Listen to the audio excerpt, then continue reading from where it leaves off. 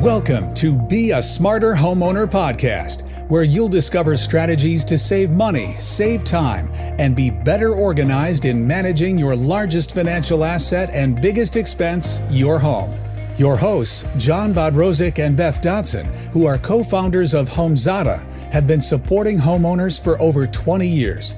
They are here to share with you their tips and suggestions, as well as interviews with industry experts, with the goal of helping you become a smarter homeowner. Now, here's your hosts, John and Beth.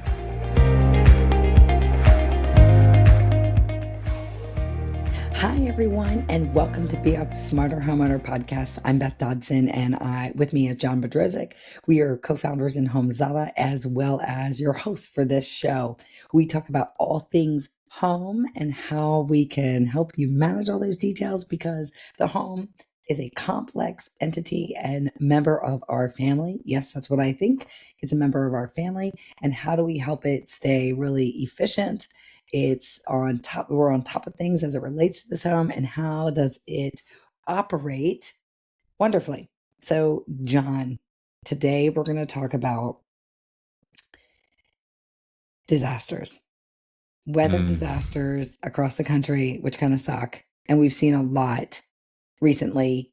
And we want to talk about the different kinds of disasters. We want to talk about the different locations, how people need to get prepared, and what can they do as it relates to documenting things prior to a potential disaster coming to their location. And so with that said, one of the things I want to talk about is, first of all, what kinds of disasters are we faced with in the United States, and in what sort of regions, so that we can help people understand how to be prepared, especially because we've seen a lot of people in the last several years move all over the country. And I think they're getting to locations not aware of what some of the potential risks are.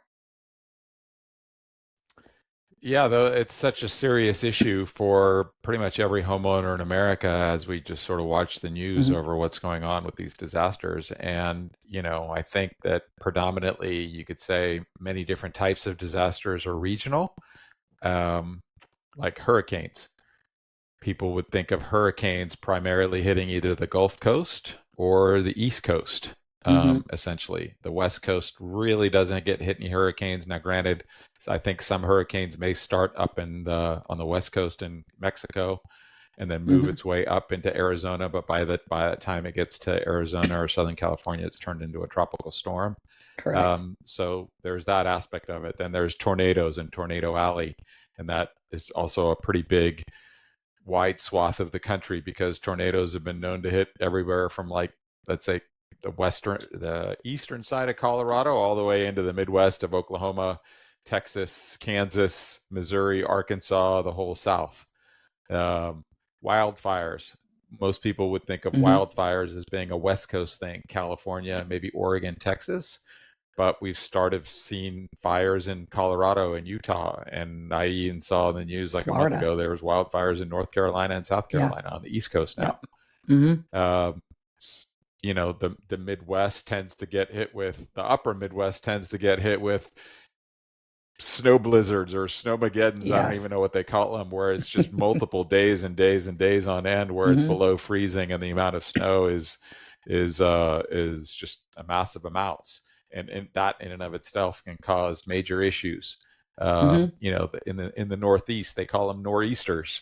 Yeah, I think is what they call them. I'm not a weather, I'm not a complete weather guy, but the nor'easter of snow upon hitting the New England area. So pretty much every part of the country faces, one, if not two, perhaps major climate issues that could significantly cause disruption to their lives and to their property. Yeah, and I'd like to add a few more, only because I want people to understand a bit more of what actually does go on around the country. So you talked about snow, but there's also major hail and sleet that can occur throughout the Midwest and the upper East Coast and what have you. And a lot of people who don't experience that, sometimes hail can be so big that it actually is damaging roof lines and what have you. So it's really important.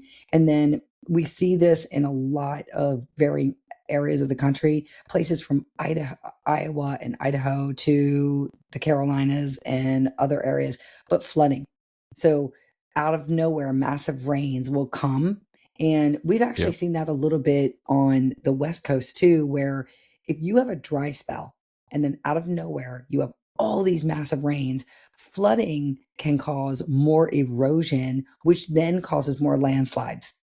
And this just does a lot of damage to homes. And we've seen this over years all over the place. And so we've just brought up water. Wind is another one as well. Wind. Hurricanes and tornadoes come with a ton of wind. We've talked about water in a freezing capacity, water in a liquid capacity. We've also talked about fire. And oh, look, I feel like it's earth, wind, and fire. Well, just seriously. And then sometimes the ground can just not settle properly. And, the ground can cause problems. Earthquakes. Exactly. And so there's a lot of different things. It is like earth, wind, and fire. This is like crazy. And so Mother Nature has a way of bringing unique situations that we have to deal with in our homes. And with that said, one of the first things that I think you and I both agree on is whatever happens, find a way to get your family safe. And when I say family, I mean your pets, your livestock, your individual human family members. Just find a way to get everyone safe, which means you will have to figure out an evacuation plan. And you may not know what that is immediately. For instance, recently the wildfires in the fires in Southern California, there was some concern about where people could evacuate. Like, obviously going west would lead you into the ocean, so that's not going to get you anywhere. But how you leave is really important because the fires were going in unique situations. And so pay attention to how you can evacuate and what you need to take in that evacuation. And so, John, we've talked about this. What are some of the things that you think we need to take if there's ever an evacuation for anyone in the country? Yeah, the great point. It's study the evacuation routes. I know that a lot of the municipalities on the East Coast, and there's literally signage that says this is a hurricane evacuation routes. Mm-hmm. Yes. Unfortunately, the West Coast doesn't really have that as it relates to those fires that we saw in LA. So sometimes you might have to, like with everything in life, you and I are big proponents of plan and think about these things in ahead. So map out multiple evacuation routes, because if an event happens, if everybody's going down one path, it's going to be blocked up and clogged up kind of mentality. But it's also having part of that, how do I get out quickly, is having a go bag ready. Yeah. Right. So it's what medicines do I need to take with me for me or my family or my pets? Do I need to have, my electronics and my chargers ready to go kind of mentality? Do I want to take my mobile device, tablets, et cetera, access to sort of information? There's a quick change of clothes, right? And what clothes are you taking? It depends. Again, if it's a winter issue, then you better take warm clothes, right? If it's a summer issue, maybe you can get by with a different set of change of clothes kind of mentality. There's so many things that you could sort of think about what's important to you and your families as it relates to having that go bag. It's also potentially, if you have multiple family members and, some family members are in school, parents are picking up the kids from schools, you got adult parents here, it's almost like setting up a meetup place. Because you may be evacuating from different points, and where are you and the family going to meet up kind of mentality. So having all these discussions as a family as it relates to the evacuation routes, the go bags, the meetup joints, what are we going to take in, what are we going to take with us in a go bag? If you got warned by the local authorities of like, you've got 5 minutes to get out, maybe your go bag is already, but you got 5 minutes to take some other things, right? Mentally think about what are the things that you want to be able to take with you when you have to get out on a relatively quick basis. Yeah. And I remind people water is an essential, as well as even maybe you need some pet food or pet bowls or whatever. But bringing up livestock, we also experienced It was the Santa Rosa fires, correct? Yes. The Santa Rosa fires, and they had a lot of livestock. If at any point you think that this could be detrimental, we also highly recommend that you open your gates. Animals will figure out how to escape the situation, and people will round them up eventually. And we saw that at the Santa Rosa fires. Yeah. People were totally helping with the livestock and finding the pets. They will round them up and they will bring them back to the appropriate owner. But letting the animals get to safety is also really, really important, because instinctually they will figure it out. Yes, indeed. So a huge portion of that, I think, the other part of, I think, the planning and the disaster preparedness is after you think about the evacuation route, it's what can you do? You can't stop Mother Nature, can't No. stop whether the hurricane's going to hit your house or 100 miles away from your house or whatever. But what can you do to try to protect your property to minimize any Yeah. potential damage if it does come to specifically your neighborhood and your house? And I think a huge part of that is dependent on you knowing where you live and knowing Yes. what the issues are, Correct. right? I live on the beach, there's storm surge. Storm surge means flooding. Sandbags may help you prepare that house. Wildfires usually come with high wind. Can I clear the brush around my house to minimize embers floating and coming near my house? You may be okay with trees and shrubs burning, but you're trying to prevent your house from burning. Correct. So it's creating this strategy around understanding what the impact of the events that your home is likely to face, and then taking the steps over what are the things that you could try to do to protect and minimize the potential damage. No, I agree with you. And then as it relates to the steps that you suggested, other things may be projects that you may want to undertake to add to your homes. So for instance, you suggested sandbags during water surge areas. Similar to that, if you're in hurricane territory, there's ways to actually get hurricane shutters added to your home to prevent water from getting inside. There's ways to build a protection area and underground bunker type thing for anyone who lives in tornado area, just to get your family and everything else to safety, because that's really, really important.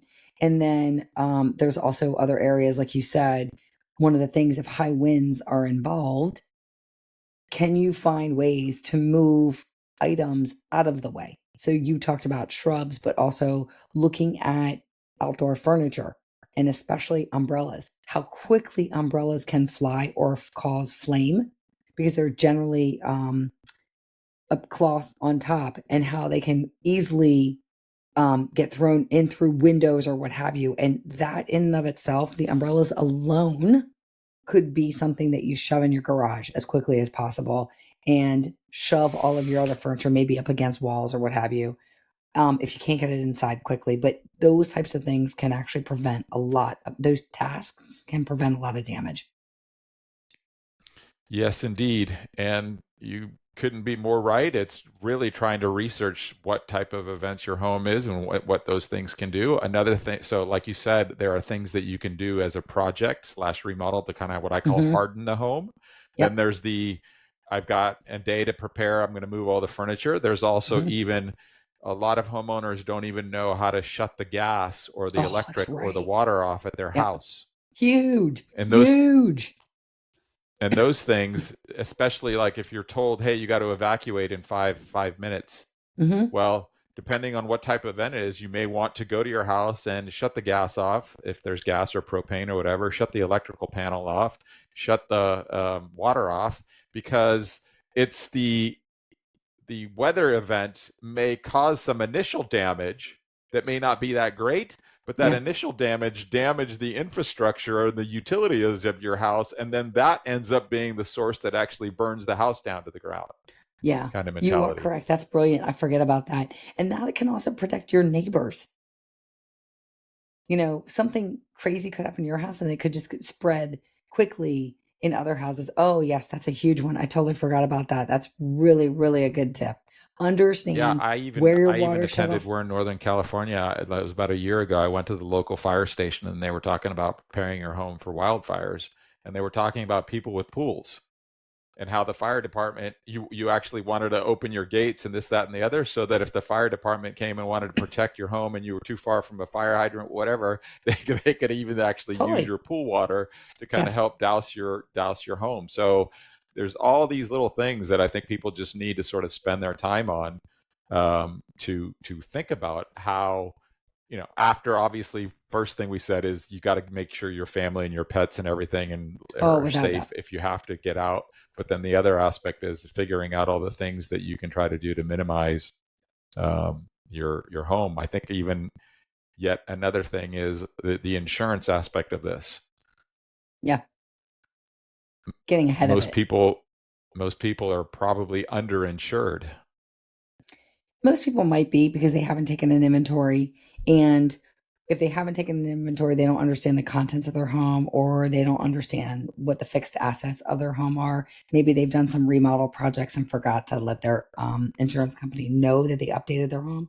All these things can play a role, but getting in front by taking a home inventory is something that is really important for situations like this in disaster preparedness. And I can tell you, we've had some recent customers come to HomeZada and ask, what do I need to do? I never took a home inventory. I have 3 homes in Florida underwater because of a hurricane. And I'm like, well, it's kind of hard if you don't have access to your home right now. And it was Right. sad because I had to deliver this bad news.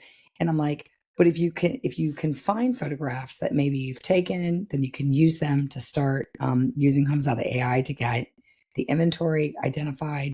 If you can recall what you had, that's really important. But the whole point of a home inventory is to do it before something happens. And John, you and I have talked about this a lot. If at a minimum, and you believe you've got a plan for evacuation and you've got some time and you've done some tasks by, you know, putting things in your garage or taking things down or making sure you've taken care of some of the task oriented activities in the house, you can quickly walk around with your phone and take videos of Yes. each room at a very basic, and you can do that really quickly. That's only if you're prepared to leave and evacuate and you've got some time. If you don't have any time, just go. But literally, you can walk around, take videos. And if your whole family happens to be gathered, everyone can do it at the same time. Split up the house, everyone takes videos, and you can compile it later to understand what you had and evaluate the items.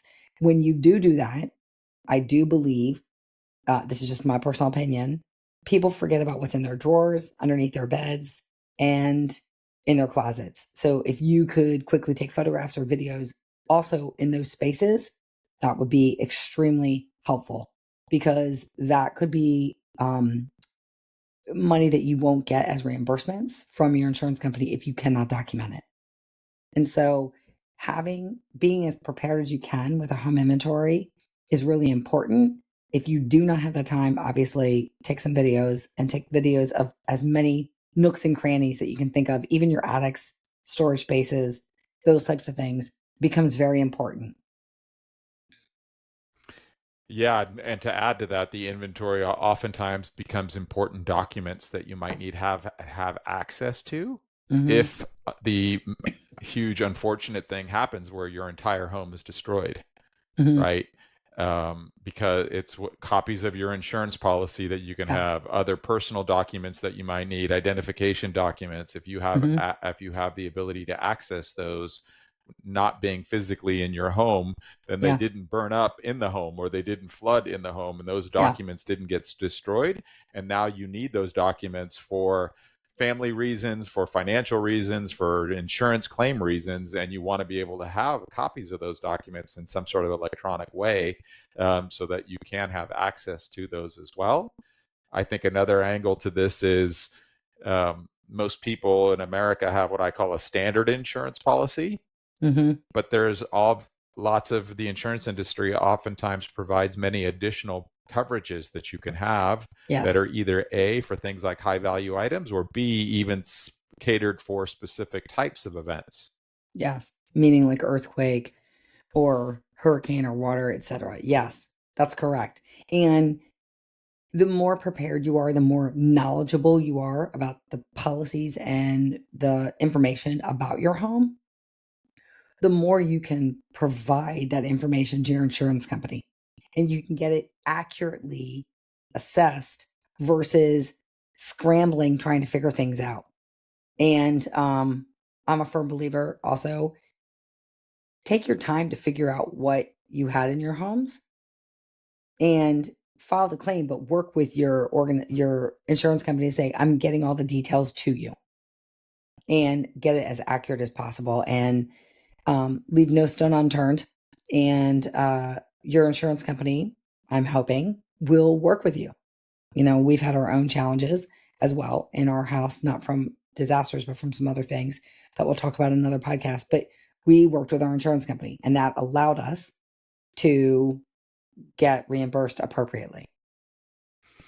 So with that said, I mean, like, John, we've talked briefly about, you know, what types of catastrophes exist around the United States. We've talked about the types of tasks people can do in order to get prepared, even some remodel projects to harden the home.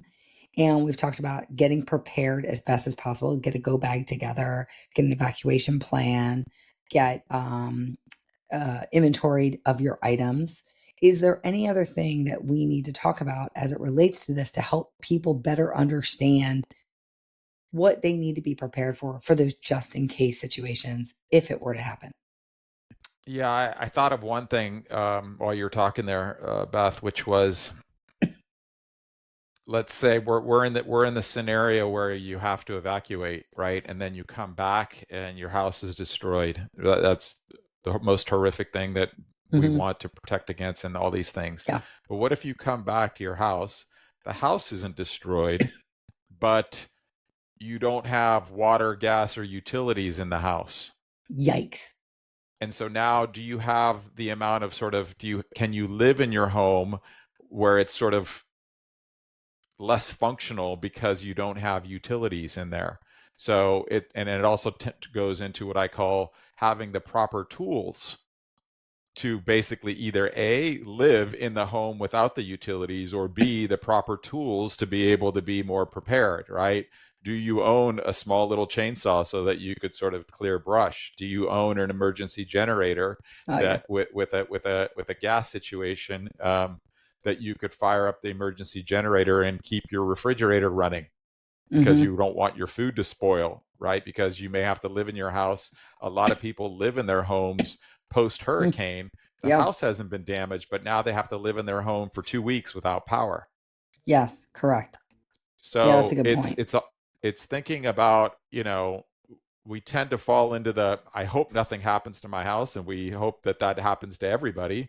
And then we go to the other end of the extreme of like, oh man, that's going to be horrific if I lose my house. There's that middle ground of I have to live in my house, but it's partially damaged, or I don't have the utilities, and trying to understand, do you have enough food? Do you have enough the ability, to stay warm if it happens in the winter, to stay cool if it happens in the summer, candles, batteries, flashlights, water, all these sort of things that people need to think about living in their home for a period of time without sort of the modern conveniences of life. Yeah, no, this is an important part of the discussion, because you're correct. A lot of people, even though they think it won't happen to me, you may get some remnants of something else that could happen, and not being prepared for that could cause the family more angst and more frustration, and it may force people to leave their home and go have to stay somewhere else. And in fact, I know some people, they had some problems in a recent hurricane. The one that hit North Carolina on the western side also actually hit Florida, Georgia, and South Carolina, which most people didn't know, because the North Carolina part was so drastic. But a lot of people from Georgia lost some power, and didn't have the backup generators. So not only did they lose power, but they also lost internet signals. So they couldn't even do their jobs. So they ended up going up further into other states to stay with family in order to make that happen. So are there family members that you can access close by that you can drive to? Because sometimes there may not be some availability of planes, or planes may be too expensive to get out at that time. So is there that availability as well? I mean, for instance, Florida is a big state. And if Florida is hit by a hurricane, it's generally in some portion of the state. There may be other options in other parts of the state that you can go stay. So there's all those different options out there. And so this topic always kind of brings me a downer, because I never want to see anybody have to lose their home or have to go through all this stuff. But it is a reality in this country. And I know it's a reality in other parts of the world as well, as we've seen in other areas. So is there anything else you want to add about making sure people are prepared as it relates to natural disasters? The only other thing I could think of, and it's probably a separate podcast, but just a little bit of research of if something did happen, how would the claims process work with your insurance company? I mean, there's probably lots of content that your insurance company may already provide on their websites. You can go find it. Even Homes Auto's got some sort of educational tools of like, I believe that most people in America probably haven't filed a claim. Yeah, if you I look agree. at just the pure statistics. So if something unfortunate did happen to you, in the stress of the moment, you're like, oh my, you're like, there's the emotional aspect of my house is significantly damaged, or worse yet, completely destroyed. So there's the dealing with your emotions and all the sort of horrific things that happened as a result of that. And now you're on the same journey of learning of what it's going to take to financially recover. Yeah. Which puts your brain even in a more stressful situation. So perhaps in that part of, because the whole topic of this podcast is preparedness, maybe a little bit of research and preparedness to understand how the insurance claim process might work if you unfortunately had to go through it is worth it, because that research may prompt you to do a few other extra things in that preparedness, so that if the bad thing actually did unfortunately happen to you, you're more mentally prepared, as well as you've prepared either documents or a strategy or whatever the case may be to be in a better position to kind of deal with that situation. Yeah, I think you're onto something. And I think part of what preparedness does is it allows you to stay a little bit calmer. And these situations are very nuanced. And to John's point, they can lead to a lot of emotions, a lot of fear, a lot of angst, a lot of activity, and anxiety. However, from our own personal experience of dealing with some water damage, which we'll talk about at another time, the fact that we were as calm as we could be allowed us to take the appropriate steps to minimize any damage. And so I think that's going to have to be something that people practice. And if you can be as prepared as you can be, you may likely be calmer to the situation. And I think that that'll be a key area in order for you to respond rather than react and stress yourself out. You want to be able to respond as calmly as you can, say, okay, what do I need to do? We have our go bags ready. We have our evacuation plan. We have solidified and hardened the house as best we could. We know what is forthcoming. We understand some of the claims process should that happen to us. And we have our contact information for our insurance company at a minimum. And what else do we need to do? And it gives people the ability to get organized. If some people operate best with like a checklist, I would even suggest creating one. You can find some online as well, and you can stash them in a particular location where your go bags are. And that could help calm the mind during these challenging situations. And that will bring people to a better place that the whole family can remain calm. Because once one family member starts getting crazy and losing their mind, it kind of is contagious.